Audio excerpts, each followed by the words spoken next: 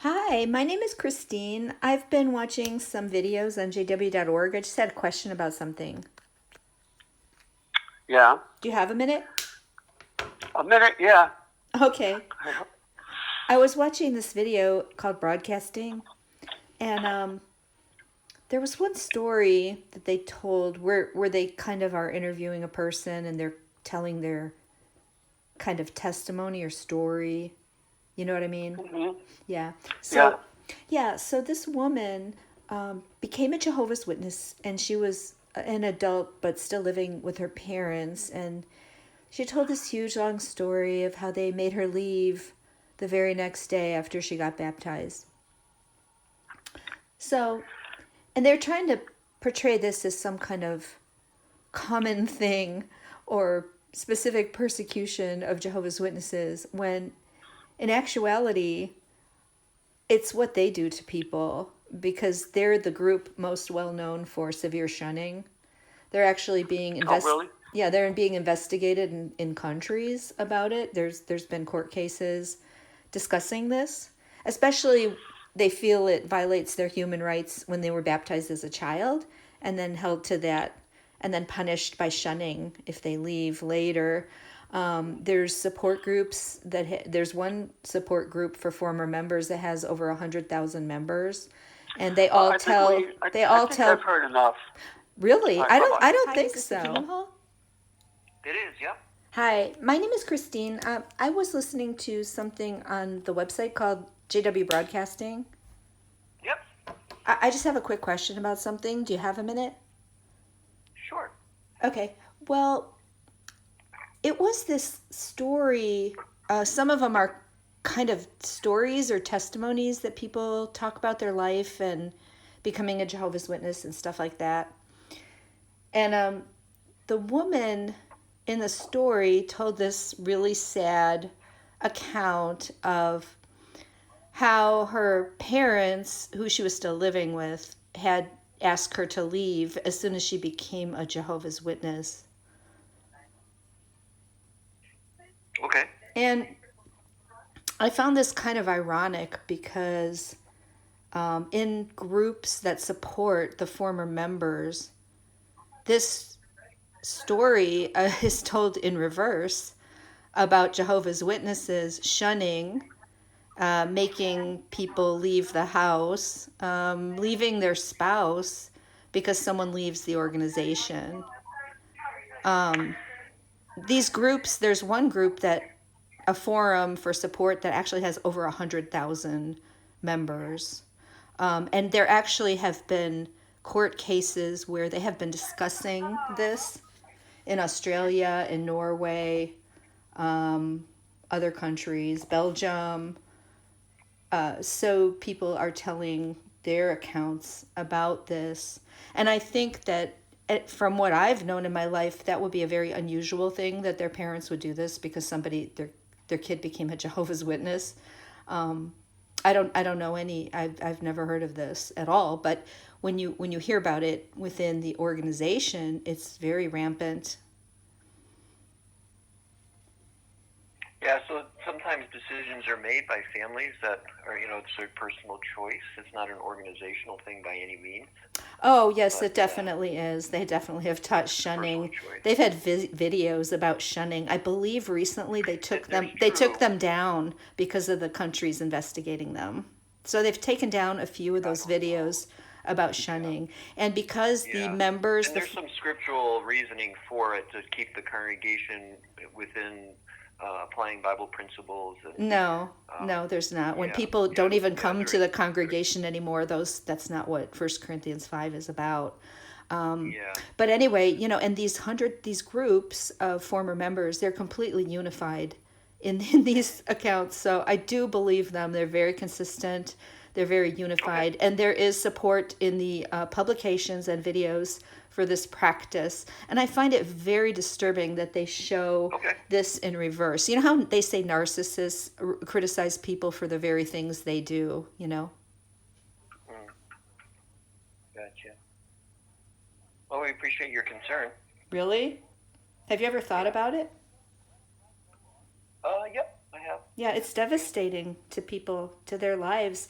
Some people have to become like faded, and then they're always like have to be careful because different parts of their life are tied up with witnesses, so they can't actually disassociate. But they don't believe it anymore at all. But they're forced to, just really lay low.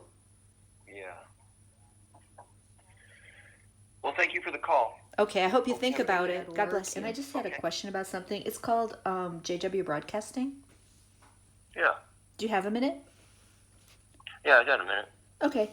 Well, sometimes there are videos on there where it shows the story or testimony of people who became a Jehovah's Witness or things that they're doing and things like that. So this was in the November 2019 one. And Okay. she was telling this very sad story about how when she was a young adult, she decided to become a Jehovah's Witness, and she was still living with her parents, and they kicked her out the day after she got baptized. Yeah, I remember that one. Yeah, so this is very interesting because I'm pretty sure that in the Western world that would be very unusual. I have almost never heard of that. But in the Jehovah's Witness world, it is very typical. Let me say, for example, someone got baptized when they were a child and they decide to leave later when they're an adult because they have more ability to think about it and analyze things that they didn't have when they were 10 or 12 or 14 and raised in a kind of a bubble. So Yeah. there are thousands of incredibly gut-wrenching stories of shunning. Some people have even committed suicide over it. There's one forum of former members that has over 100,000 members, and they all tell similar things.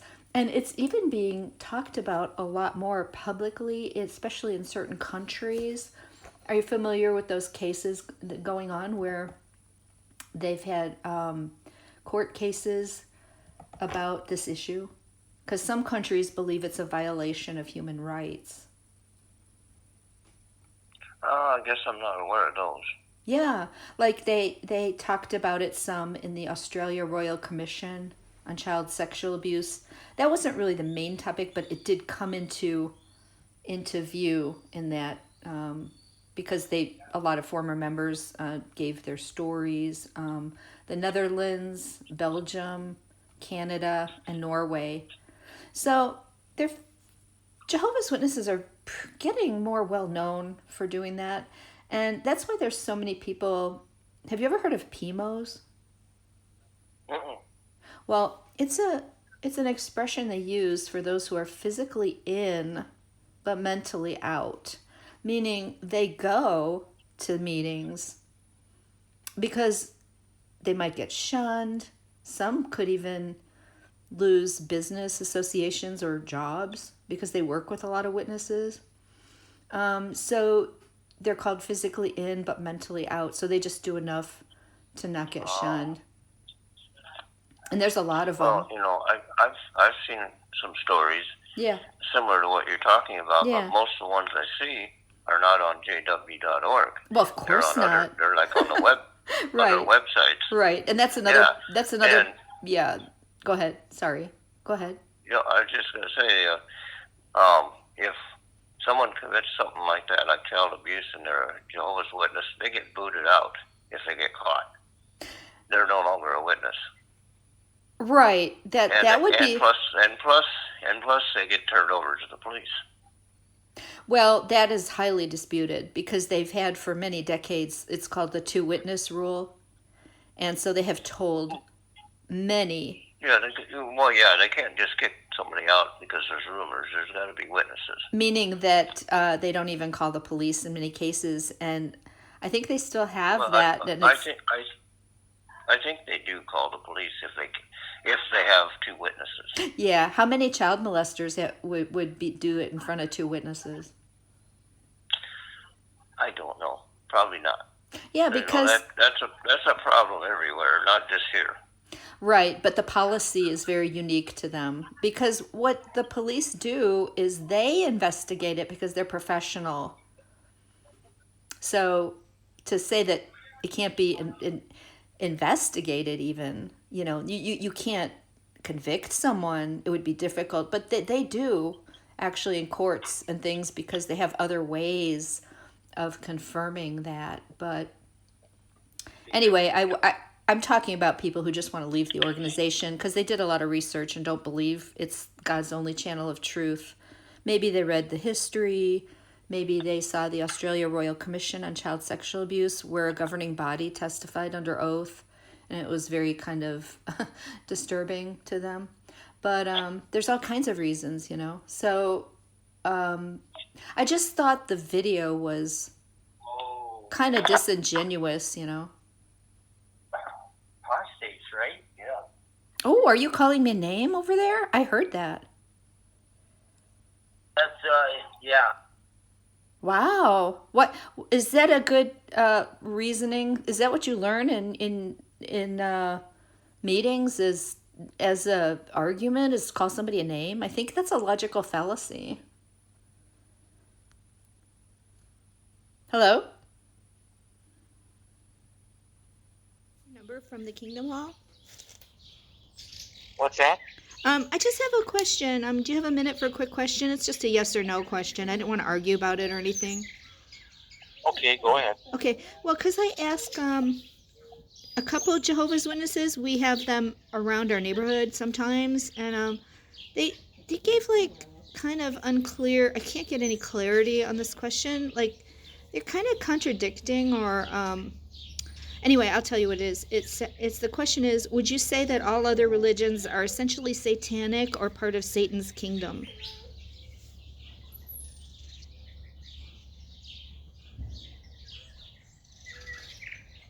I guess I really don't understand what you mean. All part of Satan's kingdom. Yeah, or satanic, other religions that aren't Jehovah's Witnesses. Well, put it this way. We believe that there's one organization that Jehovah's using today to help people gather them together. And we believe that Jehovah's Gathering Images organization today. Okay, so that's a yes? We would say that as we believe that we have the truth. Okay, so other religions are satanic or part of Satan's world or Satan's kingdom, things like that, right? So yes? You would have to say that other religions have been contaminated since Constantine, since the apostasy set in after the apostles. Okay, do you have time for another one? You know what? I am on the road. Oh, okay. I don't want to distract you. I'm not sitting at home. I'm sorry. Oh, okay. No problem. Hey, thanks so much for answering that I'll put you down for a yes there. Okay, God bless you. Thank you. I've been reading some stuff on jw.org. I just had a question about something. Do you have a minute? Sure. Okay. Yeah, I got a minute. Okay. Well, I was noticing the different teachings they've had about this generation. Okay. And how many times they changed the duration, the length of a generation. Okay. And I just wondered, how would this relate to where the Bible clearly shows how long a generation is? I don't think they have used this verse very often, but it's Matthew 1:17. Could I read it to you? Sure. It says, Therefore all the generations from Abraham to David are 14 generations, and from David to the deportation to Babylon, 14 generations, and from the deportation to Babylon to the Christ, 14 generations. So that would be, it's very easy from that to figure out how long a generation is. Yeah, interesting. I guess the question is then, is a generation always the same time period in the Bible? Just like, for instance, is day always the same time period in the Bible? It talks about in the days of Noah, also a 24-hour day. So I guess context would be the important thing. Yeah, and I think that when Jesus talked about this generation, you can see in the context he's always talking about them. He said all the sins of the past in the Old Testament, them killing the prophets that were sent, are going to come upon this generation. And he said also that some standing here will not taste death until they see the kingdom of God arrive in power. So I think it's really consistent with what Matthew says here, because those are in the book of Matthew also. And I mean, all the times that they have defined generation differently, it wasn't just a trivial thing. They were causing people to plan their lives around it, you know? Yeah, interesting. Is this something you thought about a lot? I mean, Yeah. I feel like it's not too common that we get someone calling about something like that. Yeah, I know people who were affected by it, who actually changed their life plan because, they showed these pictures of really old people and the generation of 1914 would not pass away. And they also kept changing the definition. At first, it had to be people with understanding who saw 1914. Then they said you could even be a baby because they say that all those things were from Jehovah, spiritual food from Jehovah. Interesting, yeah. So I guess my question is, are you calling, I guess, because you just want to share your opinion, or you have a question, or? Yeah, I just had a question about that. And also, there's a really cool tool called JW Library Analytics. It has no comments. It just is a computerized breakdown of verses that they use over the years on the online library and how often. And Matthew 1:17 is almost completely unused. So I thought that was really interesting, too, that they would avoid it, Interesting. Okay, well, I just wanted to ask what you thought about it. Well, thank you for your time. Okay, God bless you. Bye-bye. See ya.